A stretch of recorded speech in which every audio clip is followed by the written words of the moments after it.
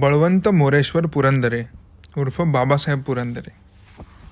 पु ल देशपांडेंच्या गणगोत या पुस्तकातील हे 7वे प्रकरण. आवृत्ती 3 1980 आणि पुनर्मुद्रण 24 जानेवारी 2023.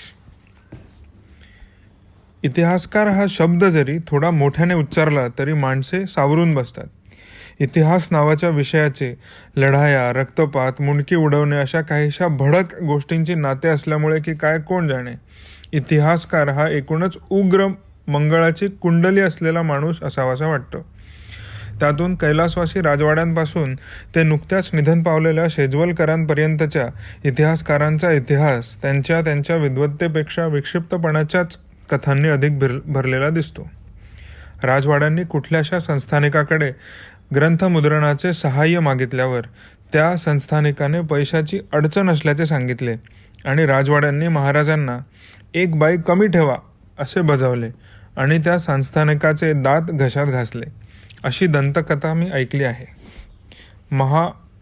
महामहोपाध्याय दत्तो वामन पोद्दारांसारखा इतिहासकार प्रत्यक्ष परिचयानंतर खूपच माणसातला आहे असे लक्षात आले तरी दुभोटी गंध, पगडी, लांब डगला, उपरणे, काठी आणि महामहोपाध्याय दत्तो वामन पोद्दार एवढे भरघोस नाव असलेल्या सरंजामामुळे प्रथमदर्शनी आपल्याला मनातल्या मनात बा अदब बा मुलाहिजा म्हणायलाच लावतो. त्यातून इतिहास या विषयाने शाळेत माझ्याशी कलुषा कब्जीसारखी दगलबाजी केलेली. मी वसईच्या तहाची कलमे राक्षस तगाळीत टाकली होती. मास्तर मला भयंकर बोलले होते. स्वतःच्या तोंडी देण्याऐवजी त्यांनी मला तोफेच्या तोंडी दिले असते तरी चालले असते. चौथाई आणि सरदेशमुखी मी अनेकांना माझ्या मनाने बहाल केली आहे. त्यामुळं 100 मार्कातली चौथाईही माझ्या वाट्याला आली नाही. लहानपणी माझ्या पाहण्यात आलेले पहिले इतिहासकार म्हणजे प्राध्यापक नरहर रघुनाथ फाटक. आजोबांशी कधी चर्चा करायला आले तर पाण्याचा तांब्या त्यांच्यापुढे नेऊन ठेवणे इत्यादी सेवा पटकन आटपून त्यांनी मला पानपतच्या पराजयाची कारणे विचारण्याच्या आधी मी त्या मैदानाकडे पळ काढीत असे. फर्ग्युसन कॉलेजात शिकवताना एकदा शेजवलकरांच्या व्याख्यानात मला भला सापडलो होतो. संध्याकाळी व्याख्यान सुरू झाले. अंधार पडला, दिवे नव्हते. मग कंदील आणला. व्याख्यान चालूच. शेजवलकर त्या दिवशी इतक्या लोकांवर भडकले होते की वाऱ्याने तो कंदील भडकता तरी आमच्या लक्षात आले नसते. त्यानंतर आबा चांदोरकरांचा परिचय झाला आणि इतिहासकार हा गमत्याही असू शकतो हे कळले. तोंडाचे बोळके कानाच्या बोंडीपर्यंत वरखाली करत आबा पुण्याच्या माझ्या बिराडी one cup of tea and little mortar and tobacco after that अशा थोड्याशा पुंडलिक वरदा हा हरी विठ्ठल या चालीवर म्हणून आम्हाला कधी रामप्रभूबरोबर दंड कारण्यात तर कधी छत्रपतींच्या दरबारात घेऊन जात. हे असले अपवाद भेटेपर्यंत स्वभावातली उग्रता, तऱ्हेवाईकपणा, वर्तमानविषयी उदासीनता, पोशाखाचा गबाळेपणा, वयाची 60 उलटलेली असलीच पाहिजे, विचारांना जितकी बुरी येईल तितकी लायकी अधिक असल्या काही अटी पाळल्याशिवाय इतिहासकार होताच येत नाही असा माझा समज होता. इतिहासकार विषयक माझ्या या साऱ्या रौद्र कल्पनांना श्रीयुत बळवंत मोरेश्वर तथा बाबासाहेब पुरंदरे हे साक्षात कुठल्याही ऐतिहासिक अष्टप्रधान मंडळात सहजी खपून जावे ऐसे नाव धारण करणाऱ्या बाबाने धक्काच दिला. 4-5 वर्षे होऊन गेली. इतिहासकार असतो तर आषाढ वद्य तृतीयेचा दिवस अशी सुरुवात केली असती. पण 1857च्या बंडाचे साल तेवढे माझ्या लक्षात आहे. आणखी एक अपवाद म्हणजे शिवजन्माच्या आणि मृत्यूच्या सणांचा. इतिहासाच्या मास्तरांनी आमच्या चिमुकल्या कवट्यांच्या आत अनेक साले चिटकवण्याचा प्रयत्न केला, पण व्यर्थ. त्यामुळे पुरंदरे देशपांडे भेटीचा शक भावी इतिहासकारांच्या वादासाठी राखून ठेवतो. त्यावेळी दिल्लीला सरकारी चाकरीत होतो. सुटीत मुंबईला आलो होतो. उत्तरेस कूच करण्यापूर्वी सोबतीला 4 मराठी पुस्तके घ्यावी म्हणून एका पुस्तकाच्या दुकानात शिरलो.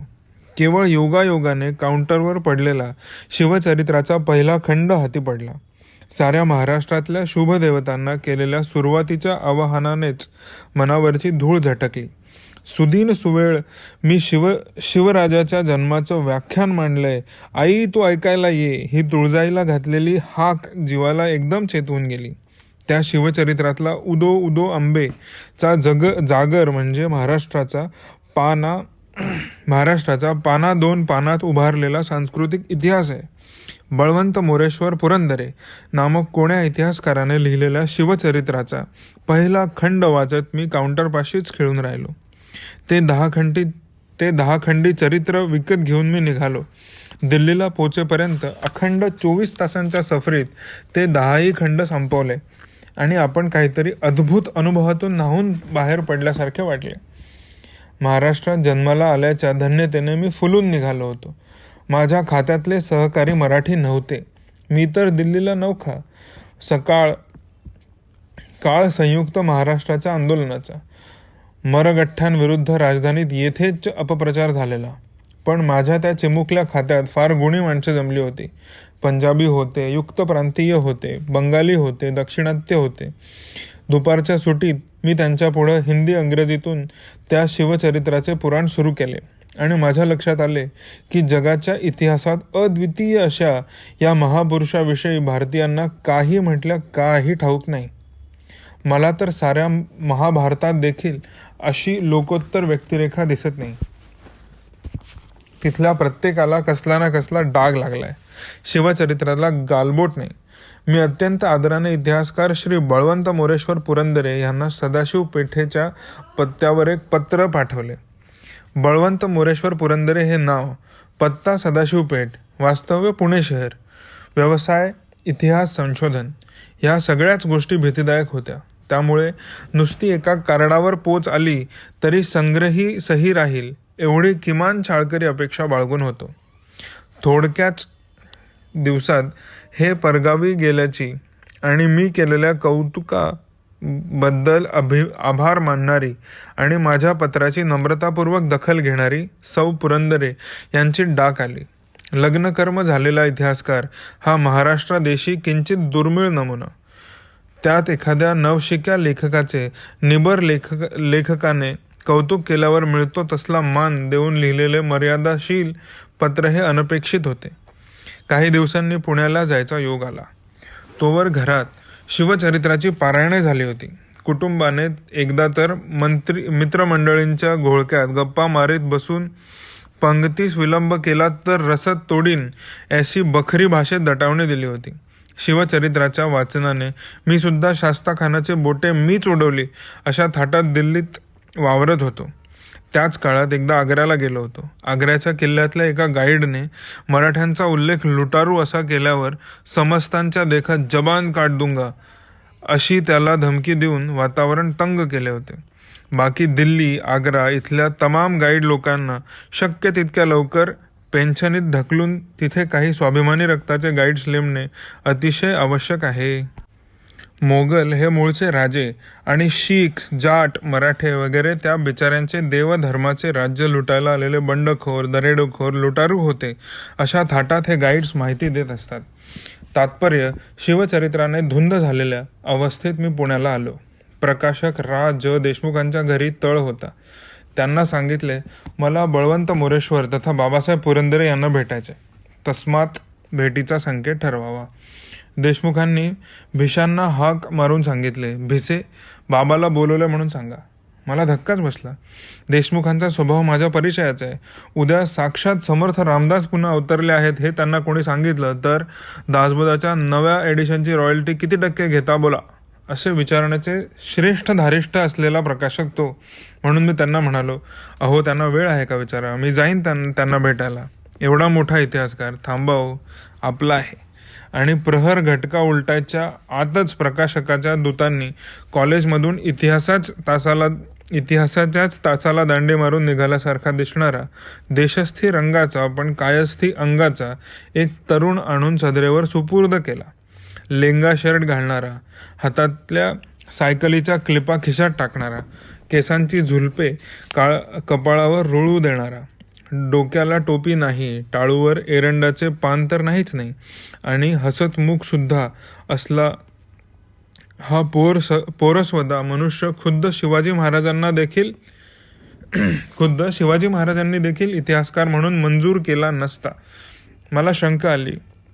एका नाटक सिनेमावाल्या आणि काही हसाबिसायला लावणाऱ्या सवंग विनोदी लेखन करणाऱ्या माणसाचे बोलवणे आल्यावर बळवंत मोरेश्वर पुरंदरे नामक एखाद्या बुजुर्ग इतिहासकाराने गनिमाच्या गोटात काही दगाफटका तर केला नाही ना?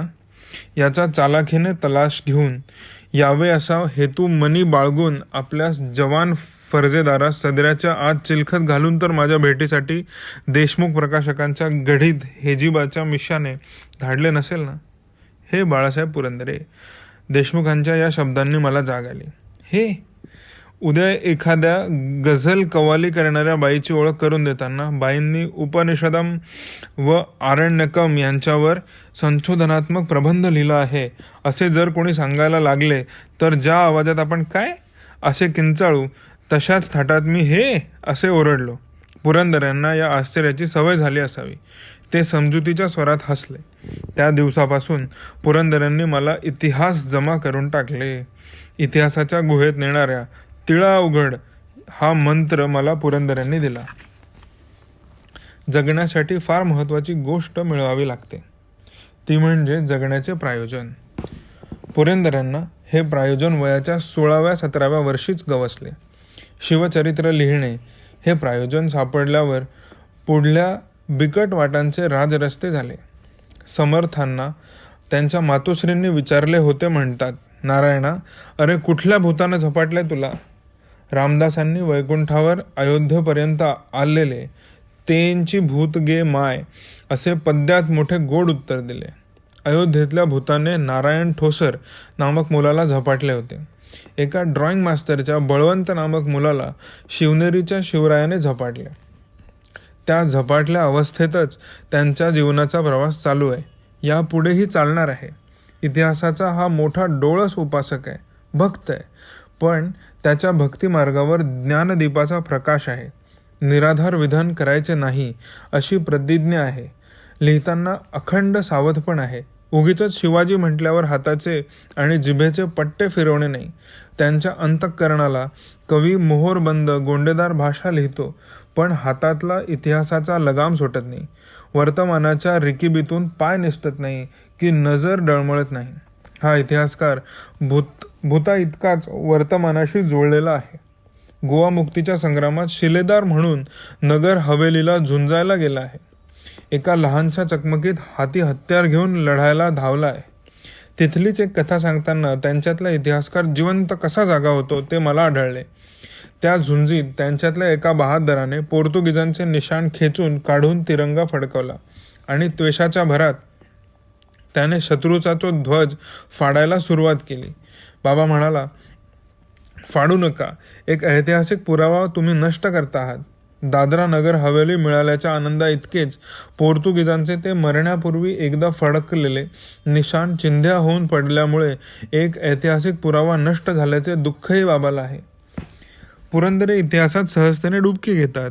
माशाला पोहायची ऐट मिरवावी लागत नाही तशी पुरंदऱ्यांना शिवभक्तीचा दर्शनी टिळा लावण्याची आवश्यकता भासत नाही. आणि म्हणून जाणत्या इतिहासकारांनी घालून दिलेले दंडक सांभाळून शिवचरित्र आणि त्या अनुषंगाने इतर इतिहासविषयक लिखाण सामान्यांपर्यंत अत्यंत सचित्र भाषेत पोहोचवण्याचे कार्य त्यांनी केले. इतिहास संशोधन हे शास्त्र आहे याची त्यांना पक्की जाणीव आहे. म्हणूनच हा तरुण मोकळ्या मनाने सांगतो की माझ्या रचनेतल्या चुका दाखवा, पुढल्या आवृत्तीत दुरुस्त करीन. इतिहास ही माझी एकट्याची मिरास नाही, ते साऱ्यांचं धन आहे. त्यात कुठं हीण आलं असेल तर ते पाखडून फेकून द्यायला हवं. इथं वैयक्तिक अहंकार गुंतवण्याचं कारण नाही. त्यांच्या शिवचरित्राच्या खास आवृत्तीच्या प्रकाशनाच्या दिवशी ते म्हणाले होते, शिवाजीला मी माणूस मानतो, अवतार नव्हे. आजवर ठपका द्यावा असं ह्या माणसाविरुद्ध सबळ पुरावा आढळला तर न लपवता तो शिवचरित्रात घालेन. आणि म्हणूनच पुरंदरे ऐतिहासिक घटनांविषयी बोलताना कोणत्याही नाटकी अभिनिवेशाने बोलत नाहीत. पुरंदऱ्यांची तपशिलांवरची पकड भरलीच कडक आहे. स्मरणशक्ती विलक्षण. त्यांच्याशी बोलताना म्हणजे ते बोलत असून आपण ऐकताना इतिहास हा वर्तमानापासून तुटला आहे असं वाटतच नाही. अतिशय रंगदार भाषेत बोलत असताना देखील इतिहासकार म्हणून ते एक प्रसन्न अलिप्तपणा सांभाळू शकतात. आज इतकी वर्ष मी त्यांच्या तोंडून शिवचरित्रातले प्रसंग ऐकतो, पण कधी मुसलमान व्यक्तीचा मुसलमान म्हणून त्यांनी तुच्छतापूर्वक उल्लेख केलेला मला स्मरत नाही. परधर्मियांची कुचेष्टा नाही, अवहेलना नाही. इतिहास ही वस्तू अनेक जण अनेक कारणांनी राबवतात. खुद्द शिवाजी महाराजांचे चित्र दुसऱ्या महायुद्धात रिक्रूट भरतीसाठी राबवले होते. 16 रुपये पगार, कपडा लत्ता फुकट, शिवाजी न्यायासाठी लढला, हे पोस्टर अजून आठवते. काहींना इतिहासातले नाट्य रुजते, काहींचा रोख आजवर झालेले इतिहास संशोधन कसे चुकीचे होते आणि आपलेच कसे खरे हे अट्टहासाने दाखवण्यावर असतो. इतिहासाचे काही भक्त तर सदा उन्मनी अवस्थेतच असल्यासारखे वागतात. उगीचच रायगड कडीत उड्या मारण्याने शिवरायावरची आपली निष्ठा जाज्वल्य असल्याची लोकांना कल्पना होते, अशी यांची समजूत असावी. किल्ले पहावेत, अभ्यासकांनी तर 10 वेळा पहावेत, पण शिवाजी महाराजांच्यावर प्रेम असायला प्रत्येक किल्ल्याची चढ उतार केलाच पाहिजे असे मानायचे कारण नाही. रायगडच्या प्रथम दर्शनाने एखाद्याच्या स्मृती उफाळून आल्या, डोळ्यात नीर दाटले तर समजू शकेल, पण दरवर्षी रायगडावर जाऊन डोळे गाळायचे ही शिवभक्ती नसून शिवभक्तीची जाहिरात आहे. आणि म्हणूनच गड कोटांविषयी पुरंदरे बोलायला लागले की शिवाजी महाराजांच्या जीवनाचे मूळ सूत्र जो विवेक तो न गमावता ते रंगून बोलतात, म्हणून मला त्यांचे कौतुक अधिक वाटते. स्वतःच्या डोळ्यात आधीच लोटीभर पाणी आणून ऐतिहासिक कथा सांगण्याचा देखावा त्यांनी कधी केला नाही. ते करणारे नाहीत, कारण त्यांनी इतिहासाकडे हर हर गेले ते दिवस असले उसासे टाकीत पाहिले नाही. पुरंदरे चांगले डोळे उघडे ठेवून पाहतात, कान उघडे ठेवून ऐकतात. त्यांचे वाचन केवळ ऐतिहासिक कागदपत्रांपुरते मर्यादित नाही. ललित वाङ्मयाचा त्यांचा घरोबा तुटलेला नाही. कथा वाङ्मयाला काऊचिऊच्या गोष्टी मांडणारा बुरसटलेपणा त्यांना आला नाही. हिंदी सिनेमाला ते जाऊ शकतात, घरातल्या रेडिओवर सिलोन ऐकून शकतात, शास्त्रीय संगीताच्या मैफिलींना जातात, क्रिकेटच्या टेस्ट मॅचचा स्कोअर त्यांना ठाऊक असतो. इतिहासावर निष्ठा ठेवणाऱ्या या तरुणाला मानवी जीवनात हर घडी घडणाऱ्या इतर अनेक चमत्कारांची ओढ आहे.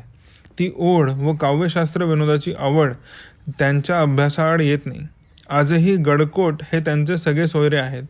12 मावळातल्या वृक्षवल्लींची त्यांची मैत्री आहे. सह्याद्रीच्या जंगलातून हिंडताना कोणत्या मोसमात कोणत्या पाखरांची उडती बिऱ्हाडे कुठे विसावतात याचा तपशील त्यांना ठाऊक आहे. दफ्तरे ढुंढळताना आणि जुने कागदपत्रे तपासताना त्यांची नजर मराठे देशीच्या अंजन कांचन करवंदीवरून रसिकतेने फिरली आहे. कसलीशी रानफुले दाखवायला मला एकदा ते कात्रसच्या घाटात घेऊन गेले होते.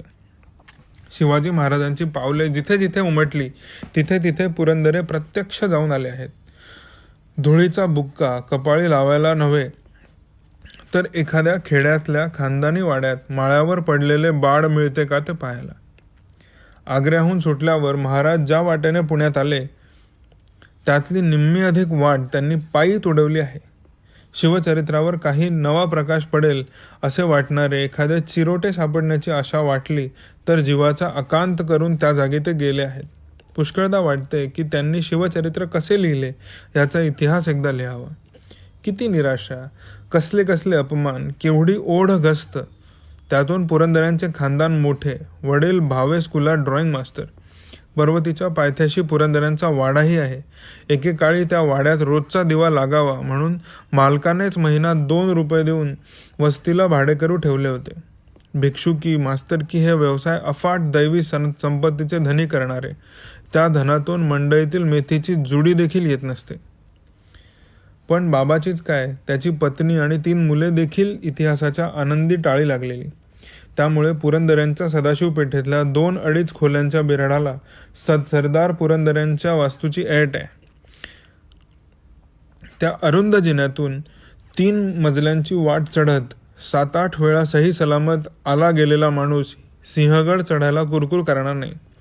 पत्र्यांची गच्ची, अर्धवट भिंती, लाकडी पार्टिशन, फळी दुभंगलेले जिने. थोडक्यात एखाद्या सुरकुत्यांनी फुललेल्या म्हातारीने भरतनाट्यममधील पोज घेऊन उभे राहावे तशी दिसणारी काही घरे पुण्यात आहेत. असल्याच एका घरात बळवंत मोरेश्वर पुरंदरे राहतात. इथे खरोखरीच एखादा इतिहासकार राहतो का अशी शंका येण्या इतपत बिराडात नीटनेटकेपणा आहे. देशस्थ ऋग्वेदी ब्राह्मण अधिक भारतीय इतिहास संशोधन मंडळ अशा दुहेरी शक्तीशी झुंज घेऊनही पुरंदऱ्यांची सदर, माजघर आणि मुदपाकखाना कमालीची टापटीप टिकवून आहे. ही कमया अर्थातच घरच्या लक्ष्मीची. आला दिवस लोटला म्हणून जगणारे हे जोडपे नव्हे. आल्या गेल्या पै पाहुण्यांची इथे मोठ्या उमेदपणाने खातिर होते. इतकेच नव्हे तर सारे दरबारी रीतिरिवाजही पाळले जातात. पहिल्यांदा त्यांच्या घरी गेलो. उन्हाळ्याचे दिवस होते. बाबांनी खास मराठशाही अदबीने मुजरा करून माझे स्वागत केले. अमृतराव, पाणी आणा. मी पाचुंदाभर मिशा नाकाखाली ठेवलेल्या शागिर्दाची वाट पाहत होतो. पण प्रत्यक्षात सुमारे 1.5 हात उंचीचे हाफ पॅन्ट आणि खोचलेल्या शर्टातले त्यांचे आदमासे इयत्ता 3री अ दर्जाचे चिरंजीव आले. आता मला अमृतराव भूगोल केलात का पाठ किंवा अमृतराव हट्ट करायचा नाही या वाक्यांची सवय झाली. बाबासाहेबांना एकूणच एकेरीवर येणे मानवत नाही. त्यांच्या पत्रात मजकुरापेक्षा मायनाच मोठा असतो. सकल गुणालंकृत राजे श्रिया विराजित अशा बिरुदांनी लिहिलेले कार्ड मूळ मुद्द्याशी येईपर्यंत संपते. मायन्याला 1 आणि मजकुराला 2 अशी कार्डे त्यांना लिहावी लागत असावीत. पण तमाम पुरंदरे मंडळी आपापल्या कार्यातल्या धुंदीने उजळलेली आहेत. बाबा पुरंदरे इतिहासाची चिंता करतात, तर निर्मलाबाई या विद्यार्थी सहाय्यक समितीमध्ये निष्ठेने काम करीत असतात. शिवाय निर्मलाबाई त्यांचे बंधू माजगावकर आणि बळवंत मोरेश्वर यांचे माणूस नावाचे एक नामी पाक्षिकही आहे. राजहंस प्रकाशन ही संस्था आहे. कसल्याही चाऱ्याला मोत्याचा मानून खायचे अलौकिक देणे या लोकांना लाभले आहे. महागाईच्या खाईत भारतीय इतिहास संशोधन मंडळकडून मिळणारे माहे ₹1,500 घेऊन पुरंदरांनी संसार सजवला. रुपयांचा अखंड शेकडा एकजिन्सी न पाहिलेले ह खरे हे पुरंदरांचे गुरु. इतिहास संशोधक खरे हे पुरंदरांना गुरु, आप्त, मित्र सारे काही आहेत. ऋषी हा शब्द फारच ढिलेपणाने वापरला जातो, पण ऋषी म्हणावे अशी खऱ्यांसारखी माणसे क्वचित आढळतात. खऱ्यांचे सहाय्यक म्हणून पुरंदरांनी खूप वर्षे भारत इतिहास संशोधक मंडळात काम केले. मंडळातील म पोद्दार, खरे, काळे वगैरे माणसे बोलायला लागली की मौज वाटते. ही तर अगदी अलीकडची गोष्ट आहे 1816तली. असली वाक्य सहज बोलतात. पुरंदरांच्या बोलण्यात देखील 5 मार्च 1611 किंवा शके 1420 ज्येष्ठ वद्य तृतीयेचा दिवस किंवा अमके ठिकाणी गेले तो दिवस 7 ऑगस्ट 1723 असे उल्लेख नेहमी येतात. जणू काय आजची तारीख 8 ऑगस्ट 1723 असावी अशा थाटात काल परवाचा उल्लेख वगैरे होतो. वर्तमानातून इतिहासात पुरंदरे अगदी सहजतेने डुबकी घेतात. एकदा त्यांनी महाराष्ट्रातले काही किल्ले मला दाखवायला न्यायचा मनसुबा रचला होता, पण तो मी मोठ्या शिताफीने उधळला. डोंगरांप्रमाणे डोंगरी किल्ले देखील दुरून फारच सुंदर दिसतात असे माझे मत आहे. पायथ्यापर्यंत एसटी जाते आणि पुढं मग एक 5-6 मैलांचा चढ आहे. हे वाक्य ऐकतानाच मला धाप लागते. त्यामुळे स्काउटच्या वयात मी सिंहगड, लोहगड वगैरे पाहिले आहेत तेवढा आधार मला पुरेसे आहे. तुमच्याबरोबर मी फक्त भुईकोट किल्ला पाहायला तयार आहे. असा मी पुरंदराशी तह करून वसईचा किल्ला पाहायला गेलो नसतो तर मात्र आयुष्यातल्या एका महान आनंदाला मुकलो असतो. पुरंदऱ्यांनी त्या किल्ल्यातल्या दगडाला जिवंत केले. चिमाजी अप्पांनी अभय देऊन मचवे भरून पाठवलेली ती पोर्तुगीजांची कुटुंबे मला वसईच्या बंदरात दिसायला लागली. हा माणूस किती सहजपणाने आणि शांतपणाने माणसांच्या अंगावर रोमांच उभे करतो. कुणीही राणा भीमदेवी थाट नाही, अश्रुपात नाही, मुठी आवळणे नाही. त्या पूर्व दिव्यावर पडलेल्या कालवस्त्राला अलगद दूर करून पुरंदरे इतिहासाचे दर्शन घडवतात. त्यांना वक्तृत्वाची देणगी आहे. शब्दकळा तर अतिशय साजरी आहे. सूक्ष्म विनोद बुद्धी आहे, पण ही सारी लक्षणे मिरविता येत नाहीत. भाषेच्या अंगातून अलगद ओसंडत असतात. त्यांचे मराठी सकस आहे, सदेश आहे, निकोप आहे, सतेज आहे, निकोप आहे. कुठलीही ऐतिहासिक घटना पचवून ते लिहितात किंवा बोलतात. मला अमुक एक ऐतिहासिक कथा ठाऊक नाही किंवा निश्चित पुरावा नाही म्हणून मी ते मत देत आहे हे सांगायची त्यांना भीती वाटत नाही. रसिकत्वात संयम न सोडता आणि शास्त्रोक्त लिहिण्या बोलण्यात वृक्षपणा न आणू देता चाललेले त्यांचे व्याख्यान ऐकणे हा एक सुंदर अनुभव आहे. शिवचरित्रावर पुरंदरांनी गेल्या 14-15 वर्षात 1,500 व्याख्याने दिली. एखाद्याचा विश्वास बसणार नाही, पण वराडात खेडापाड्यातले लोक बैलगाड्या जोडून व्याख्यानासाठी येत. नागपुरात तर एकदा त्यांना एका दिवसात 9 व्याख्याने द्यावी लागली होती. तोंडात पाणी घेवत नव्हते, असा घसा फुलला होता. शिवाजी महाराजांचे नाव घेऊन येणारा कुणीही या माणसाला सहज पळवून नेऊ शकतो. कारभारीण रणजीला येते. पुष्कळदा जनताही क्रूरपणाने वागते. कधी कधी जनतेचे हे प्रेम आहे की स्वार्थ हे कळतच नाही. गेल्याच वर्षी त्यांना पोटाच्या व्याधीमुळे वैद्यकीय शस्त्रक्रिया करून घ्यावी लागली.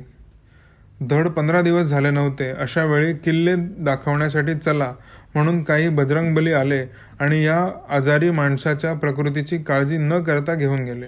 पुरंदरांना भीड मोडवली नाही. पुष्कळदा माणसे स्वतःची करमणूक करून घ्यायला ही अशी भीड घालतात. अशा वेळी मला वाटते कामात आहे, चालते व्हा म्हणून सांगणाऱ्या राजवाड्यांच्यातला थोडासा विक्षिप्तपणा पुरंदरांच्यात हवा होता. पण शिवचरित्राविषयी कुणीही कणभर उत्कंठा दाखवली तर हा माणूस मनभर बोलायला तयार होतो. त्याला त्यांचीही नाईलाज आहे. सदैव वटवट करण्याची कटकट भाळीच लिहिलेली आहे. सारा देह ज्यावेळी एखाद्या ध्येयाचे समाधान होतो सारा देह ज्यावेळी एखाद्या ध्येयाचे साधन होतो त्यावेळी माणूस स्वतःचा स्वामी थोडाच राहतो. मुंबईतल्या काही संस्थांना मी त्यांची व्याख्याने करा अशी विनंती केली होती, पण विनोदी लेखकाला जगात कोणी सिरियसली घेतच नाही. शेवटी पार्ल्याला आमच्याच अनामिका या संस्थेतर्फे व्याख्याने ठरवली. मीच अध्यक्ष. डोंबाऱ्याच्या खेळात ढोलक्याला जे स्थान तेच स्थान माझ्या अध्यक्षपदाला होते. 3 व्याख्याने केली. 3 रात्री श्रोते शिवचरित्रात नुसते न्हावून निघत होते आणि व्याख्यानाला मुहूर्तही उत्तम लाभला होता. गोवा स्वतंत्र झाला तो दिवस. बाबासाहेबांनी शिवाजी महाराजांची अपुरी राहिलेली इच्छा आज पुरी झाली म्हणूनच व्याख्यानाला सुरुवात केली. उपनगरातील माणसे अंधेरी, मालाड किंवा खार, सांताक्रूजून आलेली. 11 वाजले की शेवटची गाडी चुकेल या फिक्रीत. व्याख्यान 9ला सुरू होऊन 11ला संपत असे. 3ऱ्या रात्री पुरंदरे जेमतेम अफजलखानाच्या वधापर्यंत येऊन पोचले आणि रात्रीचे 11 वाजले. श्रोते म्हणाले, पहिली गाडी पहाटे 3:30ला आहे. 11:15ची गेली तर जाऊ द्या, पण थांबू नका. माणसे देहभान विसरून शिवरायाचे चरित्र ऐकत होते. नवे त्या काळात राहायलाच गेले होते. पुरंदऱ्यांबरोबर असा कितीतरी वेळ मी नकळत शिवकालात गेलोय. पुण्याला नव्या पुलाखालून संभाजी उद्यानाच्या दिशेला मोटारीतून येत होतो. काँग्रेस हाऊस पुढल्या रोकडोबाच्या देवळापाशी आल्यावर पुरंदरे म्हणाले, जरा गाडी थांबवा. ते पाहिलं, महाराजांचे घोडे इथं थांबले होते. कधी? चैत्र शुद्ध अष्टमी, शके 1585. 6 एप्रिल 1663. दुसऱ्या दिवशी रामनवमी होती. रामजन्माच्या आधी फक्त 12 तास शाहिस्तेखानाची बोटं कापून महाराज निसटले. चैत्राचा महिना, नदीला पाणी नव्हतं. लाल महालातून निघाले ते थेट इथून घोड्यावर मान टाकली ते थेट सिंहगडावर. आणि आमची मोटरही बाबांनी कोथरूड रस्त्याला लावायला सांगितली. SP कॉलेजच्या दिशेला जायला निघालेल्या आमच्या स्वाऱ्या कोथरूडला कूच करीत होत्या. बाबांच्या बरोबर शहाण्याने कुठेही वेळेवर पोचायचे असेल तर निघू नये. एकदा त्यांना मला जिजामाता बागेपासून बाहुलीच्या हौदापर्यंतचे सरासरी 10 मिनिटाचे अंतर चालायला तब्बल 1.5 तास लागला होता. त्यांना एकाएकी नारायणराव पेशव्यांच्या खुनाच्या वेळी झालेली धावपळ दिसायला लागली आणि मग तिथल्या अनेक गल्लीबोळातून त्यांनी मला घुमवले. भूतकालाने गडाकोटांना, नगरांना आणि वास्तूंना पडलेली खिंडारे ज्यांच्या आतल्या डोळ्या पुढे भरून येत नाहीत, भग्न मूर्तींची आक्रंदने ज्यांना ऐकू येत नाहीत, एखाद्या उदास वाटणाऱ्या पडक्या वाड्यातल्या उरला सुरुदार खांब स्वतःचा आधार घेऊन उभा राहिलेल्या वीरपत्नीची कथा ज्याला सांगत नाही आणि अर्धवट झडलेल्या पडक्या गवाक्षात ज्याला रणाहून परतणाऱ्या रणरंगाची प्रतीक्षा करणारी विरहिणी दिसत नाही, त्याने इतिहासाच्या वाटेला जाऊ नये. इतिहासातून राष्ट्राचे शील शोधायचे असते, तहांचा आणि लढायांचा तपशील नाही. पुण्याहून साताऱ्याचे 70-75 मैलांचे अंतर चांगल्या मोटारीतून कोणीही 2 तासात सहज तोडेल, पण पुरंदऱ्यांनी माझा अर्धा दिवस काबीज केला. दर 5 मिनिटांनी गाडी थांबवीत. सह्याद्रीचा एक एक कडा, एक एक शिखर हे त्यांचे चरित्रनायक आहेत. एक एक किल्ला तर महाकाव्याचा एक एक सर्ग व्हावा अशा चारित्र्याचा आहे. त्यातल्या त्यात पुरंदऱ्यांची काही किल्ल्यावर खास माया. गड पुरंदर हा तर फारच लाडका. अल्ल्याड जेजुरी पल्ल्याड, अल्ल्याड सोनुरी पल्ल्याड जेजुरी, मधून वाहते कर्हा. शिवशाहीचा पुरंदर जणू मोतियाचा तुरा. हे कवन कुण्या जुन्या शाहिराचे नसून बाबा पुरंदऱ्यांचेच आहे. पुरंदरे आणि मी 5-6 महिने नेमाने पहाटे पर्वतीवर फिरायला जातो ह्या वार्तेने माझ्या स्नेहसोबत्यांच्या गोटात चिंतेचे वातावरण पसरले होते. त्यातून पुण्याने स्वतःभोवती गैरसमजांची एक झक्क शालजोडी पांघरली. इतिहासाचे वेड, वर्तमानाची कुचेष्टा आणि जागतिक भविष्याची लेखी आणि तोंडी चिंता अशा तिहेरी रंगांची शालजोडी बाजूला करून पुणे पाहता आले तर माणूस पुण्याच्या प्रेमात पडावा अशा अनेक कळा या शहराच्या अंगी दडल्यात. असल्या या पुण्यात एका इतिहासकाराच्या संगतीला मी आल्याचे ऐकून अनेकांना मी फार लवकर पेन्शनीत निघालो असे वाटले. उलटपक्षी एका बऱ्यापैकी मराठी लोकांची दाद या विशेषणावर बहुधा थांबते. उलटपक्षी एका बऱ्यापैकी इतिहासकार नाटकवाल्याच्या संगतीने भंगतो की काय अशी भारतीय इतिहास संशोधन मंडळात चिंता उत्पन्न होणेही अशक्य नव्हते. मंडळाला लागून असलेल्या नाटकाच्या थिएटरात उजळ माठाने जाणारा, तोही साधा प्रेक्षक म्हणून, अध्यक्ष म्हणून नव्हे, असा मो पुरंदरे हा आद्य इतिहासकार असावा असा मला दाट वहीम आहे. पर्वतीच्या पायऱ्यांचा चढ उतार चालू असताना पुरंदरे एकही धाप न टाकता, त्यावेळी श्यामराजपंत रांधेकर आणि त्र्यंबक भास्कर हे कोकणात होते, त्यांना जासूद रवा केले की जल्द प्रतापगडावर हुजूर दाखल होणे, आम्ही तुमची इंतजारी करत आहोत अशासारखे वाक्य कथेच्या ओघात उच्चारायचे आणि एखादा टवकारलेला अनोळखी कानटोपी फाडून बाहेर येईल की काय अशी मला भीती वाटायची. लेंगा शर्ट आणि पॅन्ट बुशकोट घालणारे हे दोघे गडावरची 200 मुंडकी तुटली असा खासा किल्लेदारच ठार झाला. महाबत खानच्या निबतीस नेताजीस नामजाद करण्याचा मनसुबा ठरला असले बोलत निघालेले पाहून चुकून माकून पर्वतीच्या पायऱ्या चढणारे सुरळी तुमारीतले झुल्फिकार खान आमच्या बुरसलेपणाची कीव केल्यासारखे हसत. त्यातून बाबासाहेब पुरंदरे पुणेकर असून तसे रुमालात गुंडाळल्यासारखे छुपे राहिलेले. मी काहीसा सुप्रसिद्ध साहित्यातले माझे पूर्व सुकृत छत्रपती, हिंदवी स्वराज्य, शमशेर इत्यादिकांशी भलतेच विसंगत. किंबहुना कुठल्याशा राज्य व्यवहार कोशात होतकरू राजाला हास्य विनोदापासून अलिप्त राहावे असा एक इशाराही दिलेला मी वाचला होता. त्यामुळे पर्वती चढणाऱ्या एखाद्या जाज्वल्य पेन्शनकराने भारतीय इतिहास संशोधक मंडळाला पत्र धाडून सावधही केले असेल. विनोदी लेखकास उघड्यावर ऐतिहासिक कागदपत्रातील रहस्य सांगताना आम्ही राजमान्य राजेश्री पुरंदरे यांस प्रत्यक्ष पाहिले, सबब त्यांची जरब धरावी. हे कृत्य तेजस्वी मराठी परंपरेस काळीमा लावणारे आहे. अशाने इतिहास दप्तराबाहेर फुटून अनर्थ होईल. इतिहास हा आम्ही हातच्या कागदपत्रा इतक्याच वयाने व त्याहूनही मनाने जीर्ण लोकांच्या वर सोपवलेला विषय समजतो. रुमालात बांधून ठेवायचा, वर्गातही विद्यार्थ्यांच्या अंगी तो न लागता घोकमपट्टीत घुसवायचा. अशा वेळी शिवचरित्राच्या रूपाने त्या इतिहासाचे पाठ लोकमानसात घेऊन सोडणाऱ्या पुरंदऱ्यांचे खूप कौतुक व्हायला हवे होते.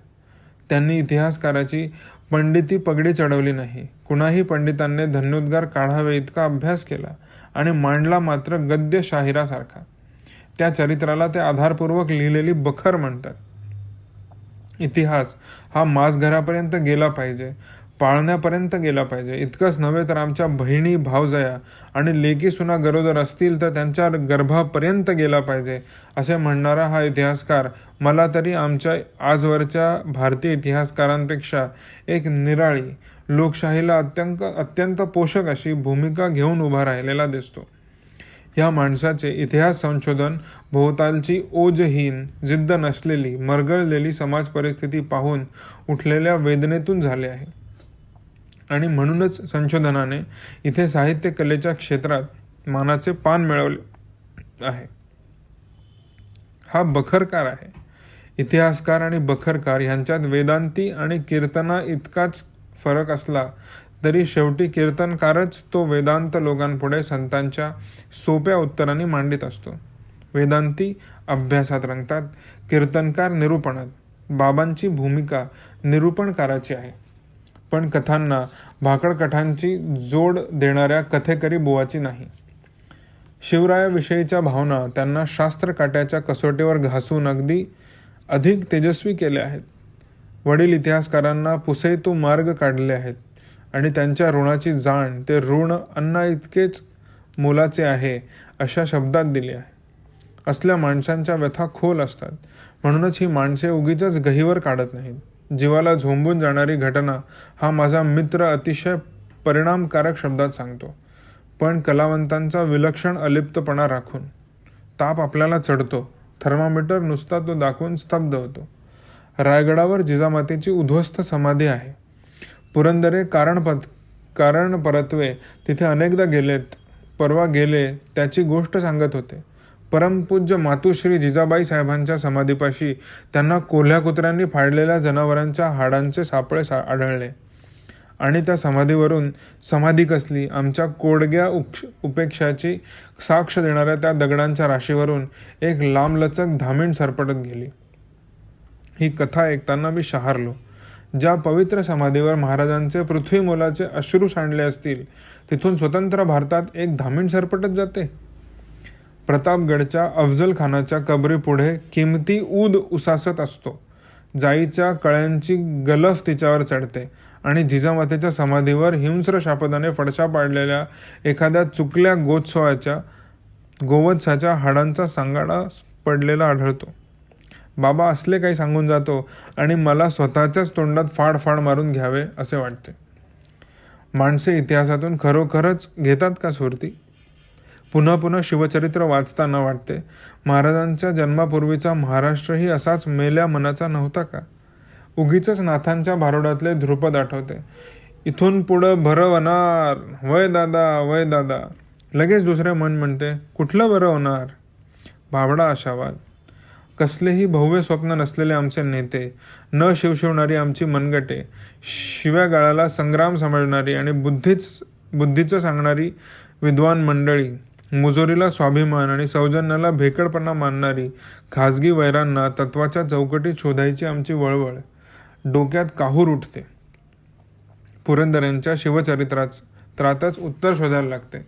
वयाच्या 16व्या-17व्या वर्षापासून आजतागायत आपल्या सुखाचे, स्वास्थ्याचे, नव्या आयुष्याचे दान देऊन गोळा केलेले शिवचरित्राचे धन. एका ड्रॉइंग मास्टरचा हा मुलगा शिवरायाचे चरित्र आठवीत आड रानातल्या वडा पिंपळाखालील पाळापाचोळ्यांचे अंथरूण आणि दगडाची उशी करून झोपला. रायजीच्या वेड्या शिवांगीसारखं मावळातल्या फुलाला शिवरायाच्या नावाचा ठाव विचारला. दगडाला गाव विचारला. काटा कुंच्यातून देहाची चाळण करून त्या शिवांगीचे वेड घेऊन हा मुलगा शिवरायाच्या आठवणींमागून हिंडला. ही भाग्याची वेडे. हल्ली रस्त्यातून जिल्हा परिषदेच्या जीपगाड्या धावताना आढळतात. शिवाजी महाराजांच्या पावलांच्या खुणा शोधत जाणाऱ्या पुरंदऱ्यांना कोणी जीपगाडी देणार?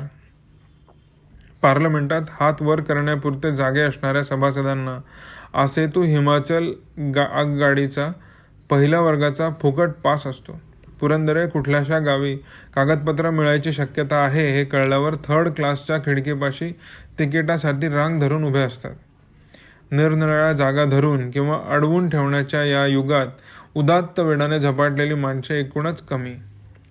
1200 मावळे 1.5 लाख मोगली फौजेचा धुव्वा उडवीत होते, कारण ते 1200 मावळे हे हिंदवी स्वराज्य व्हावे हे तो श्रींची इच्छा या शिवाजी राजाने त्यांच्या कानी फुंकलेल्या मंत्र्याने झपाटलेले होते.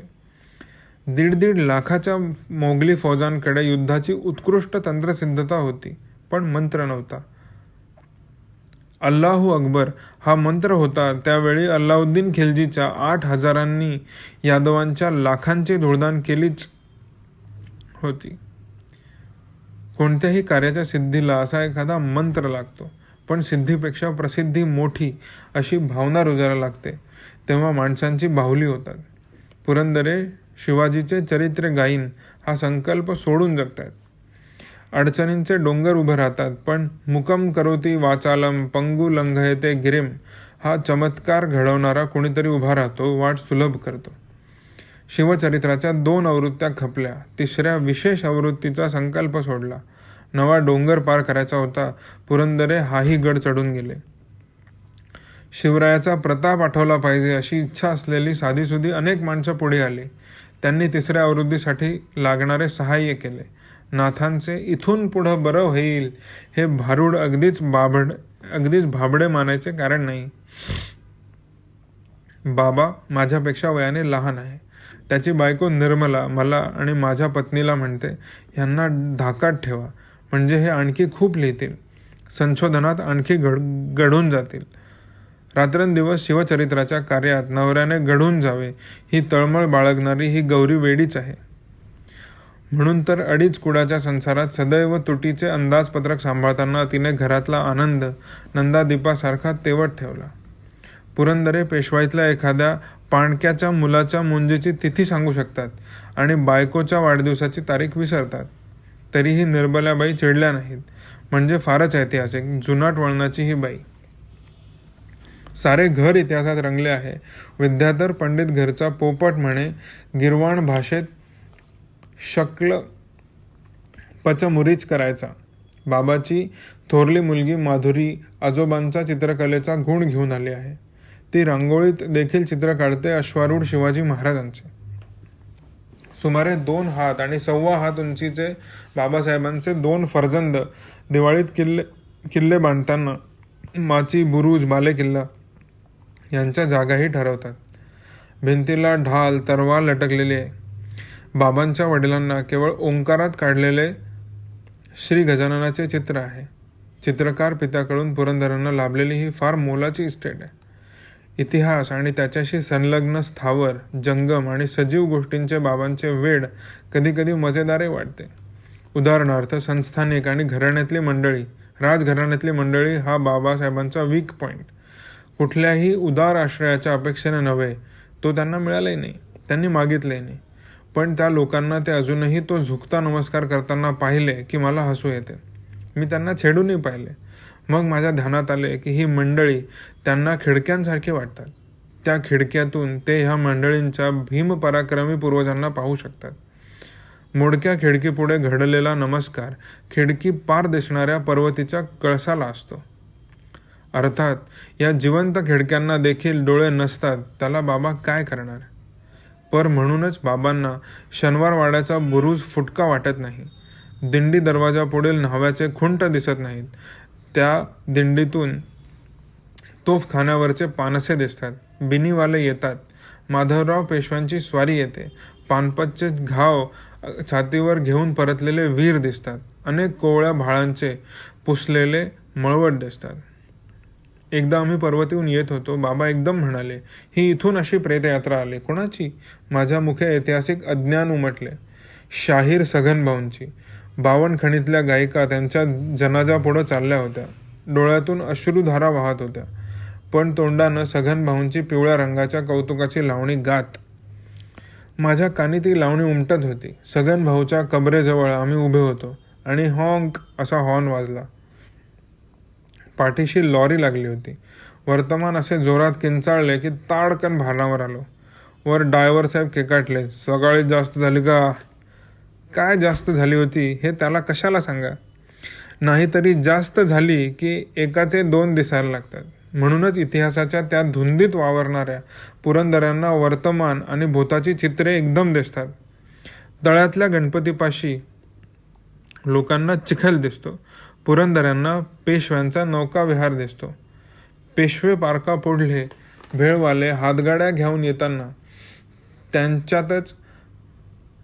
त्यांतच पर्वतीच्या दर्शनाला निघालेली श्रीमंतांची हत्तीवरली स्वारी दिसते. सारसबागेतील हरणे आणि ससे पळताना दिसतात. टिळक रोडवरून धावणाऱ्या बसचा धडधडाट कानी येताना पुरंदरे कॉलनीजवळ कात्रजचे पाणी भुई खालून वाहते त्यातल्या एका उश्वासाचा खळखळाट मिसळतो. पुण्याच्या काँग्रेस हाऊस पुढे रोकडोबाच्या देवळापाशी महाराजांची वाट पाहत उभे असलेले घोडे आणि घोडेस्वार दिसतात. हे दिसणे भाग्याचे. पुरंदऱ्यांना हे भाग्य लाभले आणि पुरंदऱ्यांचा स्नेह मिळण्याचे भाग्य मला लाभले. माझे भाग्य मोठे. पेढा करण्याचे कसब असण्यापेक्षा हलवायाची मैतरकी अधिक गोडीची. क्रमशः